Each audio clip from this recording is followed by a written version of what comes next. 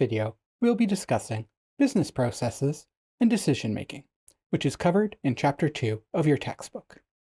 But before we begin, I should once again remind you that these videos are not a substitution for doing the assigned readings. I will summarize and expand on many of the ideas in these readings, as well as add new examples, but some topics may be omitted for brevity's sake. So before watching this video, I recommend reading Chapter 2. We also have an optional reading this week, Knowledge Extension 2, which covers Business Process Modeling Notation, or BPMN for short.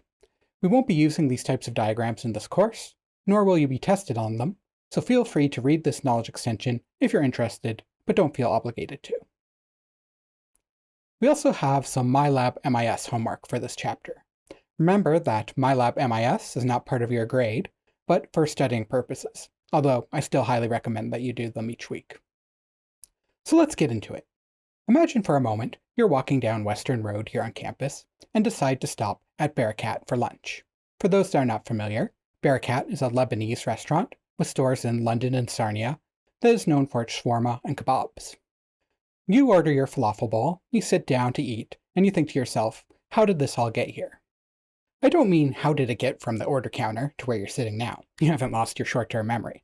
But rather, how did all of these parts of this meal get here? The plastic cutlery, the paper bowls, the chickpeas or the falafel, or maybe even the pitas. How did they get to the restaurant, turned into your meal, and eventually put on your plate? How did they know how many plastic forks, for example, to buy? How did they know how much garlic sauce to make today? And who's coordinating all of these decisions? All of these processes had to come together just right and just at the right time to create your lunch without any ingredients spoiling, or the business ordering too many or too few materials. Take, for example, the paper bowls. Even though they won't go bad, if you order too many, you now need a place to store them until they can be used. And there's a cost associated with that, as you don't have unlimited storage room for inventory. Order too few, and you'll run out of supplies, and you'll lose out on potential sales. Having everything come together just in time is made possible through the interaction of business processes. But what is a business process? Well, the textbook definition of a business process is a series of activities, tasks, or steps designed to produce a product or service. They are also sometimes referred to as a business system, although in this course, we'll be sticking to the term business process. But to really explore this, let's take a look at an example. Here we see a diagram from our text that you might be familiar with if you've read Chapter 2. It shows a generic and simplified model of an inventory management business process. And for our sake, we can pretend it is one used by Barakat. These kinds of sales and inventory elements of an organization are often referred to as a supply chain. So for the purposes of this example, we can say this is Barakat's supply chain. The point of all this is to ensure that just the right amount of inventory is ordered, not too much that we might risk spoilage, and not too little that we could lead to a situation where we don't have anything to sell to hungry customers. The part you're probably already familiar with is the customer side of things. This would be where you go up to the order counter, place an order, give a payment, and get your lunch. What you might not be familiar with are all the processes that this triggers behind the scenes. Recall from our first lecture that the most important resource in business is information. And we get data to make information by tracking everything. Every business process in an organization generates data and provides us with an opportunity to collect and track it. Sales are not an exception, and perhaps one of the most important things to track, as it is a big part of the money coming in and the money going out. So part of our process is to track and record a record of the sale. The next part of this process would be keeping track of our inventory. For example, how many paper bowls do we have left? We just sold one, so in our inventory management system, we need to deduct one from the total for the London store.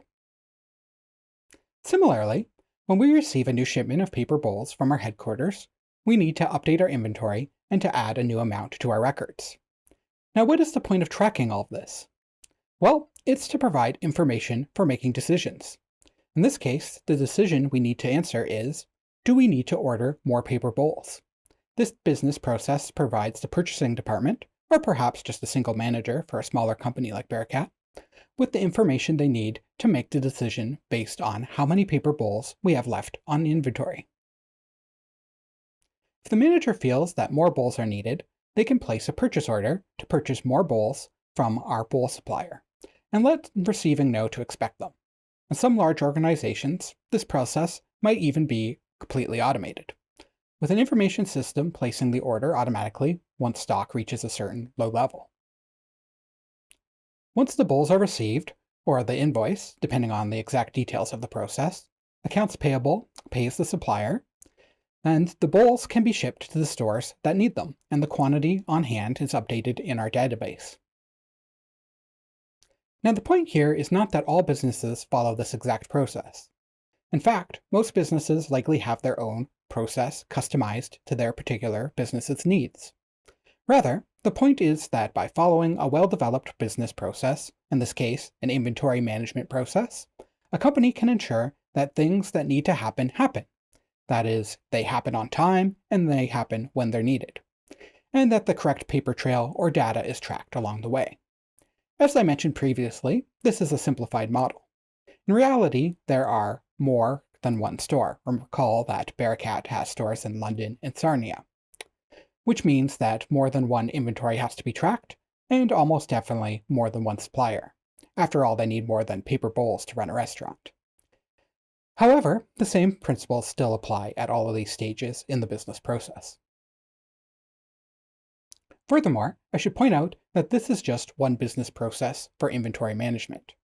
Businesses like Bearcat would likely also have processes for paying employees and other business functions. So looking closer at business processes, we find that they are all comprised of the same four basic components, although the exact terminology and definitions may differ between organizations or textbooks you're reading.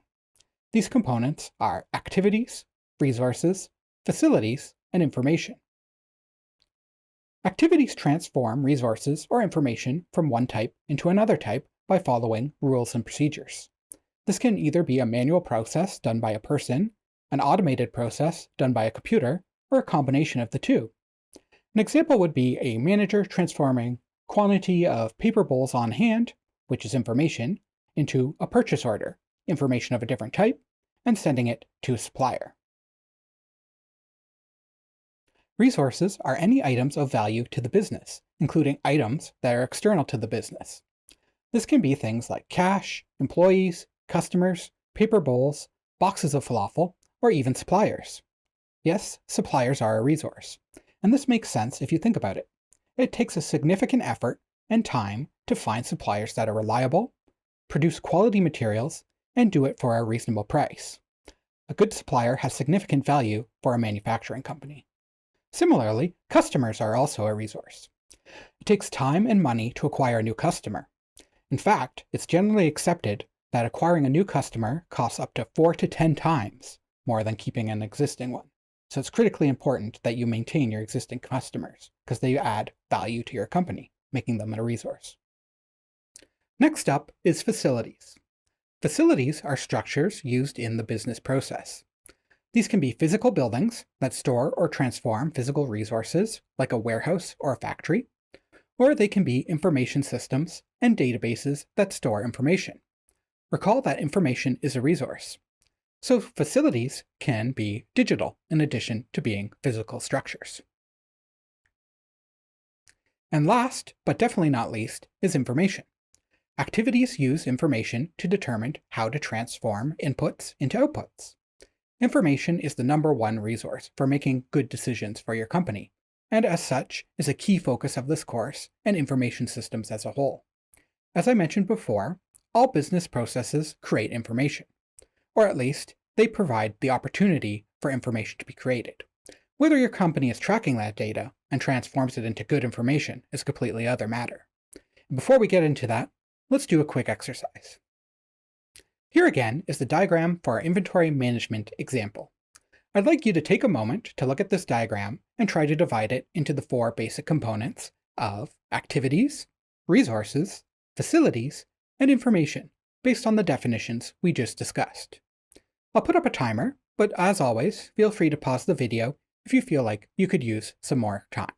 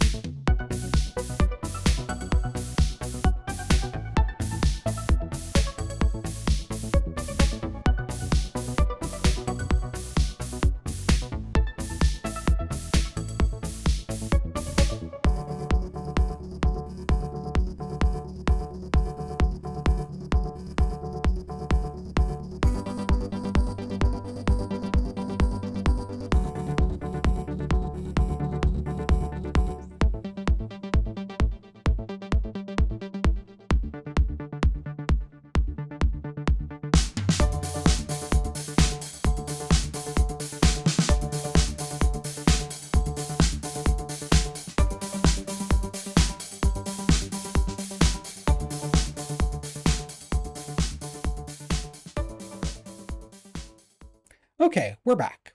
Let's start with an easy one, facilities. Recall, these are the structures in our process. This includes our receiving warehouse and our inventory. Specifically, the structures that stores the inventory as opposed to the resources stored in it, but can also include digital structures, such as our databases. Now let's consider resources. These are items of value to the business, such as goods and money, but it can also include things like suppliers, customers, and employees. Information is what activities use to transform inputs to outputs. In this case, this would be things like the order, the quantity of items in the inventory, the purchase order, shipping invoice, and sales information. Now, activities is a bit of a tricky one on this diagram, as it's not clearly shown. Rather, we see the actors that would be performing the activities. This would be things like the cashier transforming an order and payment into a customer's meal, a manager transforming inventory information into a purchase order, or accounts payable transforming a shipping invoice into a payment for a supplier. So before we did that activity, I mentioned business processes provide the opportunity to create good information. But what makes information good or bad? First, let's review what information is. We covered these definitions in our Introduction to Business lecture, but let's quickly take another look. Data is simply recorded facts or figures without any context, while information is data presented in a meaningful context or processed to provide a meaningful context. However, this is not the only definition of information. We can also define information as simply processed data. We do something to our data to produce meaningful information, such as calculate a sum, average, or other operation.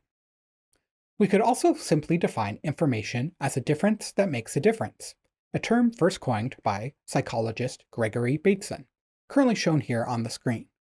By this he meant, if you get new information and it does not make a difference to your decision, is it really information? After all, that's the whole point, to create information to guide in our decision making. And that brings us to the question, what makes information good? Or, what are the characteristics of information that makes a difference?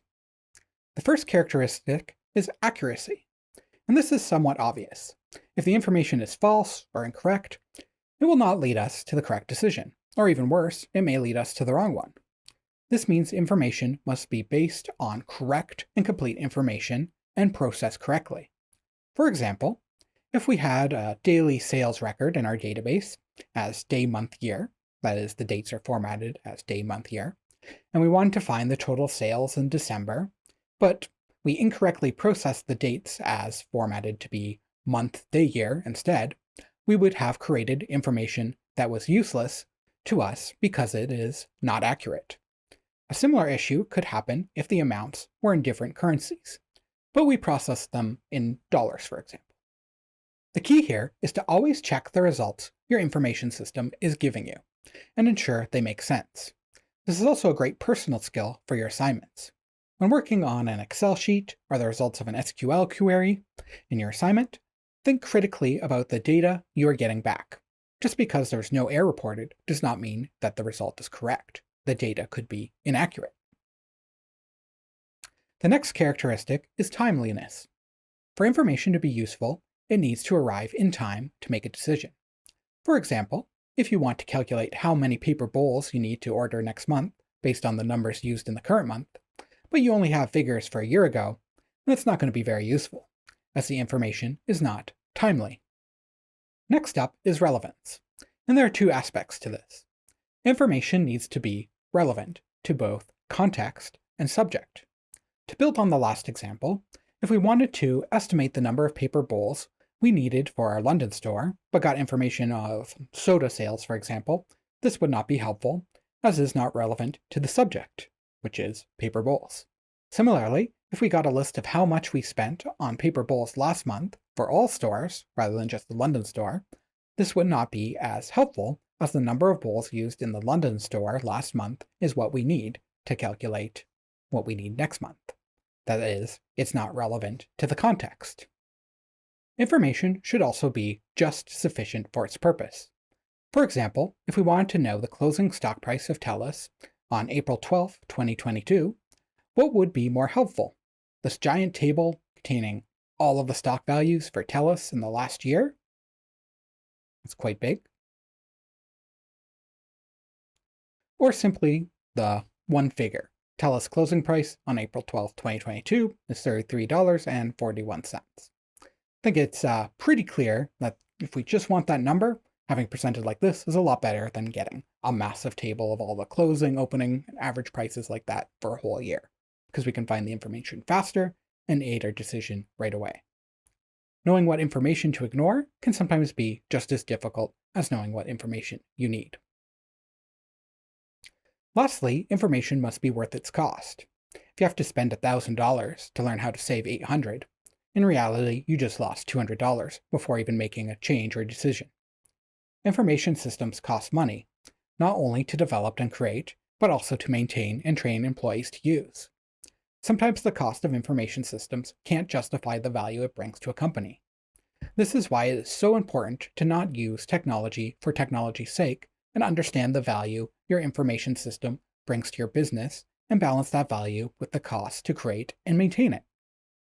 I've already mentioned that business processes generate information, and this information is important for a number of reasons. It lets us know when we need to make payments for goods and services. It helps us keep track of what we've delivered and what has not been delivered. It keeps our inventory up to date. But information can take us beyond just collecting facts. Information becomes even more useful when we start using information to manage business processes themselves. This brings us to Business Process Management, or BPM for short. BPM is a field of management that promotes the development of efficient and effective processes through continuous improvement and innovation. Essentially, what this means is that we can use information about the business process itself to better manage and improve that process. The better you are able to understand business processes, the better you'll be able to successfully manage and improve the process. So once again, information is the most important resource for effective management of your business. Now the text, and largely this course, does not go into methods of BPM, but I think this presents an opportunity for an activity. We're going to go out and investigate one of these 3 BPM methods listed here: Total Quality Management, TQM, Six Sigma, or Lean Production.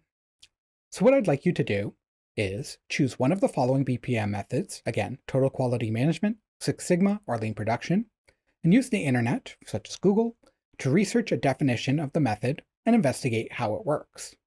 Once you think you have a good idea of the method, how it works, and some companies that use it, then post your findings on the Week 3 BPM method forums, which should be now available on OWL. Make sure that you include a short description of the method and how it works. This should be in your own words. Don't just copy and paste it from somewhere. At least one real-world company that uses the method, and at least one URL to a web resource about the method. Now this post should be about 1 to 2 paragraphs, plus a company that uses the method and a resource URL. Your description, once again, should be in your own words. Do not copy and paste it from another site. And you should aim your description at an audience that has never heard of this method before, because that's going to be your fellow students, which may have not investigated this method. Recall that you can choose from one of the 3 here. Now, don't go overboard on this. Just pick one method, not all 3. And we just want to have sort of a high-level understanding of the method. This shouldn't take much more over an hour for you to do. After you post, then look through the forums, which they should be unlocked after you make your first post. Take a look at the other posts by your fellow students, and learn about the other 2 methods. You don't have to reply to them, but make sure you read some to get an understanding of the other methods and how they work. Moving on to the automation of process activities. Recall from our first lecture, that'd be the Chapter 1 lecture, that the 5-component framework for an information system includes hardware, software, data, procedures, and people. Hardware and software are the computer components, and procedures and people are the human components. But we can also look at this in terms of actors and instructions. The components on the outside, hardware and people, are actors. By that I mean they can take some action in the system. In the Bearcat example, the customer was an actor. They took an action by placing an order. Similarly, the manager took an action by creating a purchase order, when the number of paper bowls in the inventory management system, for example, were running low. Moving inward by one component, we have software and procedures. These are the instructions that actors follow. Software are the instructions for hardware to follow, while procedures are instructions for people to follow. For example, when the paper bowl inventory was getting low, the manager followed a procedure for creating a purchase order and buying some more bowls. Lastly, data is the bridge that joins the human and computer components of an information system together. Now, when we look at this in terms of automation, we can see that when we take an activity and move it from the right-hand side, that is the human side, to the left-hand side, the computer side, we get automation. In the Bearcat example, a manager follows a procedure to order more paper bowls once the inventory looks low. This would be a manual activity on the human side. If we were to take this responsibility from the manager and instead create software that allows hardware to automatically order more bowls once inventory reaches a certain level, this would be moving the activity to the computer side and thus automating it. This could potentially free up the manager to do other tasks that might create more value for the business than filling out purchase orders. Now let's explore the idea a bit further, looking closer at the information systems involved in each part of this example. First, let's take a look at counter sales. Back 60 or 50 years ago, being a cashier was a far more tedious job. You had to manually input the price of each item into the cash register based on a sticker attached to each item, or maybe even worse, the weight of the item, and then you look it up in a table, and then you know how much per kilogram to enter into the cash register. In modern times, the cashier job has been largely automated. In the past, this automation was mostly through barcodes, scanners, and the computerization of point-of-sale systems that enabled the cashier to do their job faster and more efficiently. However, more recently, we have started to see full automation with self-checkouts. Self-checkouts allow the customer to complete their in-person order without even needing the assistance of an employee. For the business, this means less costs spent on employee salaries, or that those employees could be reassigned to more valuable tasks. What made this role ideal for automation? Well, cashiers tend to be low-skilled level positions with high turnover. This is a problem for the company, as recruiting and training new employees, even for low-skilled positions, has a high cost compared to retaining your existing employees. Making the point-of-sale system simpler and easier to use by automating many of the tasks reduces training time, and in turn, this lowers the training and recruitment cost. Bringing this back to information systems, we can see that most of the activities have been moved to the computer side from the human side. And we also get an added advantage of automating the inventory management system as well. As an item is sold, the point-of-sale system automatically reduces the number recorded in the inventory in our database, and it may even trigger a process to order more of that item. I should point out that this kind of automation may not be appropriate for all businesses. The cost of automation must always be balanced with the value it brings. For example, customers have mixed feelings about self-checkouts, and may simply refuse to use them, or poorly made self-checkout systems could constantly cause issues, which in turn cause longer checkout times and longer lines, completely eliminating their benefit. Freshii, a Canadian fast food restaurant, has been experimenting with a different style of self-checkout systems that does not replace the cashier, but instead outsources them to reduce salaries and get more efficient use out of their cashiers, as they can be used in multiple stores at once. However, this move has faced significant media backlash. Let's take a look. Freshii is coming under fire, with some people even boycotting the chain for its unorthodox hiring methods, which include replacing real-life employees with a virtual cashier named Percy. If you've stepped into Toronto's Rosedale location, you'll have seen it already. Walk up to the counter and the machine lights up with a worker all the way from Nicaragua, making just $3.75 an hour, who is ready to take your order. Customers and politicians alike have called the move outrageous, and some are worried about the downwards trend in face-to-face customer service jobs. The company argues that it's been difficult to fill cashier positions, and that they're merely innovating to keep up with rising technologies, pointing to Amazon's workflow as an example, which doesn't really help their case. What do you think? Will Percy withstand the test of time? So now turning from counter sales to the payment system activities in our example business process. This activity is where an accounts payable employee receives an invoice and makes a payment to a supplier once goods are delivered.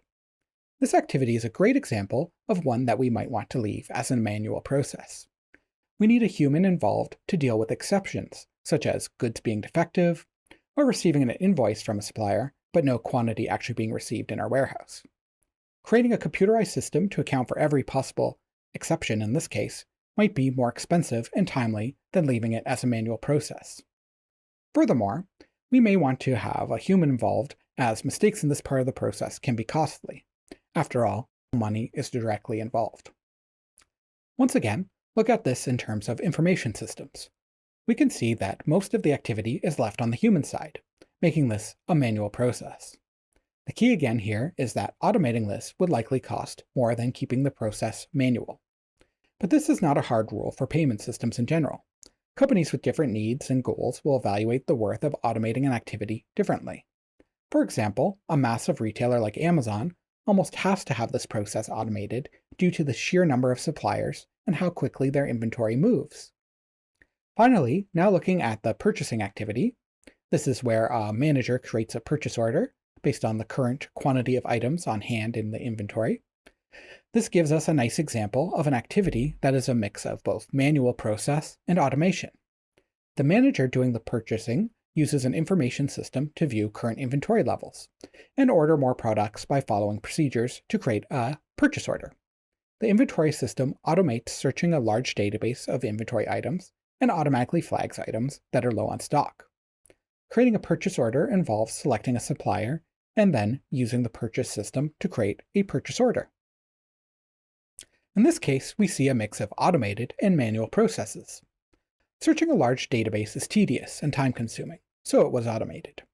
However, selecting a supplier is complicated and somewhat subjective. It's also high risk should the wrong supplier be selected, so it was left as a manual process. There might be a computer program that assists in this selection, such as listing potential suppliers, but the actual decision needs to be made by a human who is actually going out there and evaluating each supplier, getting samples, comparing costs, and so on. Now we're going to move on to talking about decision-making, or more specifically, how we can use information systems to support decision-making. After all, making correct decisions is the key to running a business, and what you'd be doing most of your day as a business owner. The most important resource for making these decisions, and making them correctly, is information. I know I keep going on about information and it being the most important resource, but it is a critical takeaway from this course and one of the most important things that we cover. We can also think about information as the raw material for making good decisions. This is why information systems are so important for business, as they create and manage this raw material for decision making. First, we need to understand the different kinds of decisions and their characteristics. Business decisions can be understood or categorized in two different ways: by level or by structure. By level, I mean the level at which they occur in an organization. And there's three different types of these: operational decisions, managerial decisions, and strategic decisions. Operational decisions concern the day-to-day operations of a business. This would include things like deciding which items in inventory need to be reordered. Do we need more forks? Do we need more napkins? Or they could be things like deciding which supplier's invoice to pay today. Operational decisions are often supported by transaction processing systems, or TPS for short. This could include things like software that automatically orders an inventory item once it's under a certain level. Managerial decisions concern the allocation and utilization of resources. They have a larger impact on the business than operational decisions, and include things like how much we should budget for maintenance on kitchen equipment next year, or maybe how many employees we should assign to each restaurant. Making these decisions correctly is critical to optimizing the use of your resources. Information systems that support managerial decisions are called Management Information Systems, or MIS for short. Now this might sound a little bit confusing, as we talked about MIS previously as the topic this whole course is concerned about. However, this term can also apply specifically just to these systems. That is, systems that support managerial level decisions. Normally the context will make it clear which one we're talking about. Strategic decisions concern broader scope organizational issues. These would be decisions that set the direction of an organization as a whole, such as starting a new product line, should we open a new restaurant in Waterloo, or should we acquire a specific company. These types of decisions are supported by Enterprise Information Systems, or EIS for short, which aim to create information for high-level managerial or executive employees. An important thing to note is that as we move from operational decisions to managerial decisions, the time frame increases. Operational decisions tend to apply to short-term actions. What inventory do we need to buy today? Managerial decisions involve longer time frames, such as what will the budget for raw ingredients be for the next year? And strategic decisions involve the long term. Their consequences may not be realized for many years. Now we can also talk about decisions in terms of structure. This specifically is referring to the process we use to make the decision, as opposed to the level they occur at in an organization. These come in two varieties: structured decisions and unstructured decisions. Structured decisions have an understood and accepted method for making them. This means that there's already a predefined process or formula that you can use to make the decisions by simply plugging in some data from your business. An example could be a set of calculations for determining how many paper bowls to order based on past sales. Or that every kitchen employee is issued the same standard equipment, so we know how much equipment to allocate when hiring a new employee. Unstructured decisions do not have an agreed-upon decision-making method or formula to follow. Examples would include things like predicting the stock market, or evaluating the quality of a supplier's goods while you're choosing a supplier for your business. These type of decisions tend to be more subjective and depend more on the manager making them than a fixed decision-making process. Once again, the important thing to note here is that by structure, we mean the structure of the decision-making process and not necessarily the structure of the underlying subject or problem. Let's try a little activity to make this more clear. Here I have a list of different decisions. I would like you to take a moment and try to divide them into structured and unstructured. I'll set up a timer, but once again, feel free to pause the video if you feel like you need more time.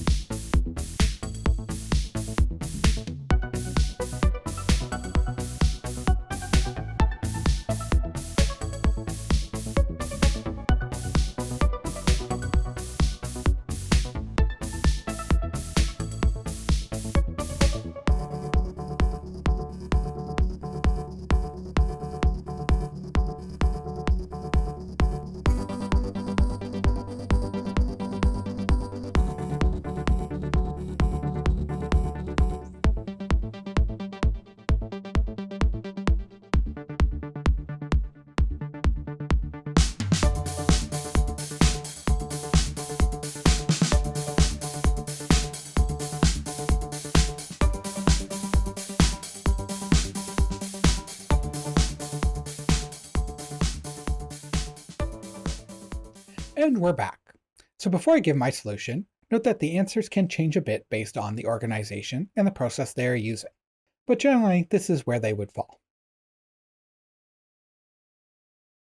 So deciding how many employees need to work on a given day is likely a structured decision, as we'd be following a predefined scheduling procedure we have created based on past information about how busy the restaurant is on certain days of the week. Deciding where to open a new restaurant and choosing a new product line to create are unstructured decisions, which don't have a simple formula we can use.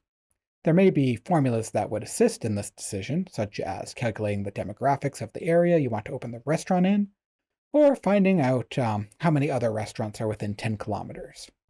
But there's not one formula that will tell us a yes or no to this question. Now there is one here that might have tricked you, and that is predicting the weather. Something like the weather seems chaotic and partly random. But remember, we are not talking about the structure of the subject, the weather. We are rather talking about the structure of the decision-making process. There's generally an accepted process and formula for creating a weather forecast, and the same process is used each day to make a new one. The process of this decision is structured even if the subject is not. One last thing to note before we move on is that there's some correlation between level and structure when we're talking about decisions. Operational decisions tend to be structured, such as following a procedure to schedule an employee for Friday. They tend to be decisions that cover the short term. They're made by low-level managers, and the method for making them is already prescribed. Managerial decisions tend to be a mix of both unstructured and structured. For example, ordering more inventory when it's low. This decision to order more inventory may be very structured. For example, the manager may have been alerted by the inventory management system, and there's a standard process to start. But the actual decision of picking which supplier, or if we even want to keep selling that product now it's run out, may be very unstructured. Finally, strategic decisions tend to be unstructured ones. These set the direction of an organization as a whole and often have few predefined procedures to follow when you're making them. Once again, to be clear, this is not a strict rule and just tends to be what we see in real life and how decisions are made. There may very well be strategic decisions that are structural and operational decisions that are unstructured. We just tend to see most fall into these categories in real life. I should also point out that structured and operational decisions tend to be the kind that are easier and more beneficial to automate. Automating unstructured decisions, on the other hand, can be far more costly and will likely produce worse results. Our last topic in this video will be supporting decision-making and the steps required to make a good decision. So this table from our textbook does a great job of summarizing the decision-making process in steps, except it omits one key step that you should do before even starting a decision-making process. And that first step is asking yourself, am I even trying to answer the right question? You can make the best decision ever, but if it's a decision about something irrelevant, it could actually be doing more harm than good. For example, let's say you're the manager for a department in a large organization, and your boss comes to you one day and says that your department's productivity is falling behind and your costs are way too high. She asks if you could hire 3 new employees to get productivity up. You might go home and write a report all about how you should hire 3 new employees. However, this could end up hurting your department even more. Hiring new employees introduces costs in terms of salary, training, and recruitment, and they take time to become fully productive. Instead, you could have thought first about if hiring these new employees was the right question to be asking. What your boss really wanted in this case was to increase productivity and reduce costs. Instead, writing a report about switching to a cheaper supplier, maybe, and using the savings to hire a single employee that was responsible solely for maintaining equipment, so your manufacturing employees could be more productive and not have to deal with downtime, would have been an even better outcome, and your boss would probably have been far more impressed. The key here is you have to think critically about, is the decision you're making the right one to even be making? In this case, the question was, should you hire 3 new employees or not? But really, the question should have been asking is, how do I improve the productivity of my department and cut costs? So after we have first asked ourselves if this is a question we should be asking, the next step is intelligence gathering. And this might be best explained by applying it to an example you might face in real life, in this case, buying a new laptop. When you wish to purchase a new laptop, the first step you should take is actually taking a step back and asking, do I actually need a new laptop? Maybe a tablet or smartphone would be a cheaper and better option. If you still think buying a laptop is the right question to be asking, you would then move on to gathering information, or intelligence gathering, on what your options are. What laptops are out there, and what are their features? For example, you might go to Amazon or Best Buy's website and look up current models, prices, and features. The next step would be alternative formulation, where you consider alternatives and create a list of options. For example, maybe you're debating between an Acer laptop running Windows or an Apple MacBook Air. These would be the alternatives that you would analyze in your decision-making process. After creating a list of alternatives and collecting information about each, we would move on to the next step, choice. In the choice step, we analyze the list of alternatives we created in the alternative formulation step using the information we collected in the intelligence gathering step. In this case, it means analyzing the features and costs of the laptops against our requirements.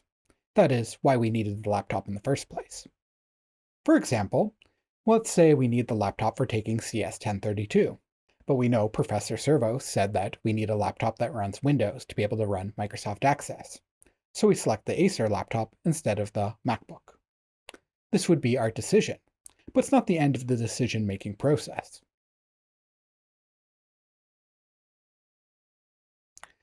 Next would be the implementation step, or the make it so step. Make it so. Sir? Do it. Where you actually go out and implement your choice. For the laptops, for example, this might be going out to Best Buy and buying the laptop, or ordering it from Amazon. Last, but possibly one of the most important steps, is reviewing our decision. And this is something we often neglect to do in our own personal life, and businesses have a tendency to forget about it as well. To understand if we made a good decision and to improve future decision making, we need to evaluate the results of our decision. Does this laptop meet our needs? Next time, what will we do differently? Will we still buy an Acer or Windows-based computer? Perhaps even the question was wrong to begin with. Maybe what we really needed was a tablet or a phone. The idea here is to enable a process of continual improvement so that each time you make a similar decision, you can do it better the next time. So this decision-making process is actually a cycle. We use what we've learned through the first iteration of the decision-making process to make the next iteration better, and so on, improving each time. So that brings us to the end of Chapter 2 and this video. Your next step is now to watch the Chapter 3 lecture on productivity, innovation, and strategy.